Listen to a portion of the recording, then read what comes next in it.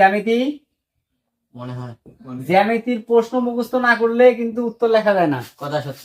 জ্যামিতির প্রশ্ন মুখস্থ না করলে উত্তর লেখা যায় না। তেমনি প্রশ্ন দেখে তারপর উত্তর মনে হয়। উত্তর মুখস্থ আছে ঠিক আছে, কিন্তু প্রশ্ন দেখার পর উত্তর মনে হয়। প্রশ্নটা বুঝতে হবে যে এইটা প্রশ্নের উত্তর আমার পড়া আছে। তার মানে আমাদের আরেকটা কাহিনী হলো, আমাদের আবার রুলস মনে থাকে না। কি মনে থাকে না? রুলস মনে থাকে না। আমরা হচ্ছে উদাহরণ তো মনে থাকবে, উদাহরণ মনে থাকবে। উদাহরণ দেখলে আমাদের রুলস মনে হবে, উদাহরণ দেখলে রুলস মনে হবে। আমাদের ইংরেজিতে রুলস দেখে উদাহরণ মনে করা না, উদাহরণ দেখে রুলস মনে করার নাম ইংলিশ। উদাহরণ দেখে রুলস মনে করতে হবে, মানে উদাহরণ দেখে মনে হবে যে এইটা এরকম, এই রুলসে পড়ছে। কিন্তু রুলস দেখে উদাহরণ দেখবেন যে রুলস মনে করবেন আগে, রুলস মনে থাকে না। বলে না স্যার রুলস কেমন মনে থাকে, এত রুলস মনে থাকে, এত রুলস মনে থাকার দরকার আছে? কোনো মনে থাকার দরকার নাই। উদাহরণে আসবে পরীক্ষায়, উদাহরণ হবে না রুলস আসবে? উদাহরণ হবে। তাহলে উদাহরণ দেখে রাখবেন, উদাহরণ আসলে যেন মনে হয়ে যায়। কি উদাহরণ দেখবেন, যেটা পরীক্ষা আসে সেটা আমার দরকার, যেটা আসে না সেটা আমার দরকার নাই। রুলস আমার পরীক্ষা আসে না, কিন্তু তার কার্যক্রম গুলো আসে, কাজগুলো আসে। আমার কাজগুলোর সাথে পরিচিত থাকবো, রুলস অটোমেটিক হয়ে যাবে। কাজগুলোর সাথে পরিচিত থাকলে রুলস অটোমেটিক হয়ে যাবে। আর যদি কাজগুলোর সাথে পরিচিত না থাকেন তাহলে রুলসও হবে না, কিচ্ছু পাবেন। ঠিক আছে, আজকের মতো ট্যাগ শেষ। এসএসসি ব্যাচ 2025-এর জন্য তোমাদের জন্য শেষ। তোমরা এটা ভালো করে কোশ্চেনের সাবজেক্ট গুলো যেগুলো থাকলে, ট্যাগ কোশ্চেনের সাবজেক্ট যেগুলো থাকলে প্রোনাউন যেটা হবে, ট্যাগ কোশ্চেনের সাবজেক্ট হিসাবে, ওই বাক্যের সাবজেক্ট হিসাবে আইএনজি যুক্ত শব্দ। কি শব্দ? আইএনজি যুক্ত শব্দ। যেমন হচ্ছে দেখো, নাথিং, এনিথিং, তারপর হলো কাটিং, ঠিক আছে, তারপর হলো রিডিং। এরকম যদি কোনো আইএনজি যুক্ত শব্দ পান সাবজেক্ট হিসাবে শুরুতে, তারপরে যদি থাকে অক্সিলারি ভার্ব, কি থাকে? অক্সিলারি ভার্ব, তাহলে এই যে আইএনজি যুক্ত সব শব্দের পরে এদের প্রোনাউন হিসাবে ইট ব্যবহার হবে। কি হবে? ইট ব্যবহার করা লাগবে। তাহলে সাবজেক্ট হিসাবে শুরুতে যদি আইএনজি যুক্ত শব্দ পান তাহলে কি করতে হবে? এদের পরিবর্তে ইট ব্যবহার করবেন। তারপর হচ্ছে ইট থাকলে তো ইট নিবেনি। বস্তু একটা, বস্তু কাটি একটি। ধরো এ পেন, বস্তু কাটা একটি কলম না, তাহলে একটির পরিবর্তে কি নেবেন? ইট নিবে। তারপর হলো দিস দ্যাট, দিস দ্যাট যদি সাবজেক্টে থাকে, দিস ইজ মাই বুক, এই যে দিস, দিসের পরিবর্তে কি নেবেন? দ্যাটের পরিবর্তে ইট, এগুলোর পরিবর্তে কি নেবেন? ইট নেবেন। ওকে, এখন আসেন পরের লাইন। যদি সাবজেক্টের মধ্যে দেখেন যে বডি, ওয়ান, দে, দেম, ব্যক্তি ও বস্তু আছে একের অধিক, একের অধিক মানে একজন না দুইজন আছে, মানে এক থেকে দুই হইলেই হবে। তাহলে বডি আছে, ধরো হলো সাম বডি, সাম বডি, এই যে বডি আছে না, সামের সাথে বডি, এই যে এরকম বডি যুক্ত থাকবে। তারপর ওয়ান দেওয়া আছে না, আচ্ছা নো ওয়ান, এই যে এরকম ওয়ান দেওয়া থাকবে। ঠিক আছে, তারপর শুধু দিয়ে তো বোঝেনি, দেম, দেমটা বোঝেন না, দেমটা হলো অল অফ দেম, এই যে এই them, all of them, some of them, মানে অফ একটা, অফের সাথে একটা দেম থাকবে। ঠিক আছে, এইরকম থাকলে আর দুইটা বস্তু, দুইটা ব্যক্তি অথবা দুইটা বস্তু থাকলে হলো দে হবে। কি হবে? দে হবে। এরপরে আসেন উই আছে না, উই, উই আস, এই যে উই থাকলে তো উই নেবই, উই থাকলে উই তো নেবই। আস, আসটা কেমন থাকবে? এই যে সাম অফ আস, এইরকম আস থাকবে শুরুতে। কিরকম? Some of us, many of us, all of us, few of us. ঠিক আছে, এরকম আস থাকবে। তারপরে আরেকবার থাকবে, দেখো ইউ একটা কমা দিবে, আবার হি দিতে পারে অথবা সিও দিতে পারে, দিয়া এন্ড যুক্ত করে দিয়ে লিখে দিছে আই। এইরকম যদি আই এন্ড এর পরে আই দেখেন যে ইউ, সি, হি এগুলো আছে, আবার আইও আছে সাথে, তাইলে এটার পরিবর্তে উই বসাবেন। কি বসাবেন? পুরাটার পরিবর্তে উই বসাবেন। আবার দেখবেন যে আই নাই, আই নাই, তাহলে দিয়ে বসাবে। মানে ইউ আর সি দুজন মিলে তারা, আর আমি সাথে হইলে কি আমরা। ওকে, ইউ থাকলে ইউ বসাবেন, শুধু ওয়ান থাকলে ওয়ানই বসাবেন, হি থাকলে হি, সি থাকলে সি, পুরুষ থাকলে পুরুষের নাম থাকলে হি, মহিলার নাম থাকলে সি। আবার হচ্ছে শিশু বাচ্চা, চিলড্রেন শিশু বাচ্চা আর ইতর প্রাণী, শিশু বাচ্চা কি শিশু আর ইতর প্রাণীর পরিবর্তে ইট বসে, ইতর প্রাণী ডগ, বিড়াল, ঠিক আছে, এগুলো প্রতি কি বসে ইট বসে। চিলড্রেন দ্বারা তো শিশু বুঝায়, এটা তো আর তার অন্য কিছু বুঝায় না, বুঝায় না, তাহলে এর বিপরীতে কি বলবে ইট বলবে।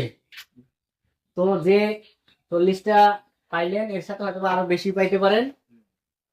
এই কয়েকটা উদাহরণ ঠিকভাবে যদি করেন, উদাহরণগুলো করলে মোটামুটি 5-এ 5 মানে কমন পাবেন আর কি, কমন হয়ে যাবে। ঠিক আছে, কমন পেয়ে যাবেন। এই কয়টাই রেগুলার করেন, মানে এইরকমই আসবে, আসবে, এর বাইরে আসবে না। রুলস তো মনে থাকে না, রুলস মনে থাকে। নতুন পড়ার নিয়ম শোনো, জ্যামিতি পড়ছেন কোনদিন? মনে হয় জ্যামিতির প্রশ্ন মুখস্থ না করলে কিন্তু উত্তর লেখা যায় না। কথা সত্য। জ্যামিতির প্রশ্ন মুখস্থ না করলে উত্তর লেখা যায় না। তেমনি প্রশ্ন দেখে তারপর উত্তর মনে হয়। উত্তর মুখস্থ আছে ঠিক আছে, কিন্তু প্রশ্ন দেখার পর উত্তর মনে হয়। প্রশ্নটা বুঝতে হবে যে এইটা প্রশ্নের উত্তর আমার পড়া আছে। তার মানে আমাদের আরেকটা কাহিনী হলো, আমাদের আবার রুলস মনে থাকে না। কি মনে থাকে না? রুলস মনে থাকে না।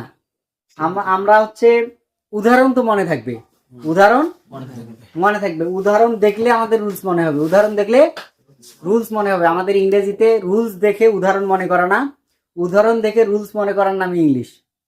উদাহরণ দেখে রুলস মনে করতে হবে, মানে উদাহরণ দেখে মনে হবে যে এইটা এরকম, এই রুলসে পড়ছে। কিন্তু রুলস দেখে উদাহরণ দেখবেন যে রুলস মনে করবেন আগে, রুলস মনে থাকে না। ওই বলে না স্যার রুলস কেমন মনে থাকে, এত রুলস মনে থাকে, এত রুলস মনে থাকার দরকার আছে? কোনো মনে থাকার দরকার নাই। উদাহরণে আসবে পরীক্ষায়, উদাহরণ আসবে না রুলস আসবে? উদাহরণ আসবে। তাহলে উদাহরণ দেখে রাখবেন, উদাহরণ আসলে যেন মনে হয়ে যায়। কি উদাহরণ দেখবেন, যেটা পরীক্ষা আসে সেটা আমার দরকার, যেটা আসে না সেটা আমার দরকার নাই। রুলস আমার পরীক্ষা আসে না, কিন্তু তার কার্যক্রম গুলো আসে, কাজগুলো আসে। আমার কাজগুলোর সাথে পরিচিত থাকবো, রুলস অটোমেটিক হয়ে যাবে। কাজগুলোর সাথে পরিচিত থাকলে রুলস অটোমেটিক হয়ে যাবে। আর যদি কাজগুলোর সাথে পরিচিত না থাকেন, তাহলে রুলসও হবে না, কিচ্ছু পাবেন। ঠিক আছে, আজকের মতো ট্যাগ শেষ। এসএসসি ব্যাচ 2025-এর জন্য, তোমাদের জন্য শেষ। তোমরা এটা ভালো করি পড়েন আর দেখেন ইউটিউবে।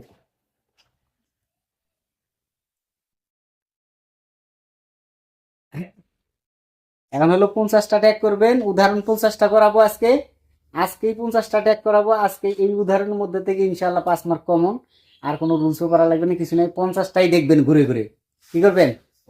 এই 50টাই ঘুরে ঘুরে দেখবেন, আমার ইউটিউবে ঢুকবেন আর দেখবেন। ঠিক আছে, এখন শোনেন, 1 নম্বরে ট্যাগ দেওয়া আছে না? 1 নম্বরে দেওয়া আছে, দেখো, the students hardly fail in the exam. The student, এই যে এস আছে, স্টুডেন্টস, এখানে কিন্তু একজন না, অনেকগুলো। কতগুলো? অনেকগুলো। যদি অনেকগুলো থাকে তাহলে কি হয়? দে হয়। অনেকগুলো হলে কি হয়? দে হয়। হার্ডলি নাবোধক শব্দ। হার্ডলি কি শব্দ? নাবোধক শব্দ। তারপর হচ্ছে ফেল। ফেলের এখানে হচ্ছে এটার পরিবর্তে কি বসে? ডু।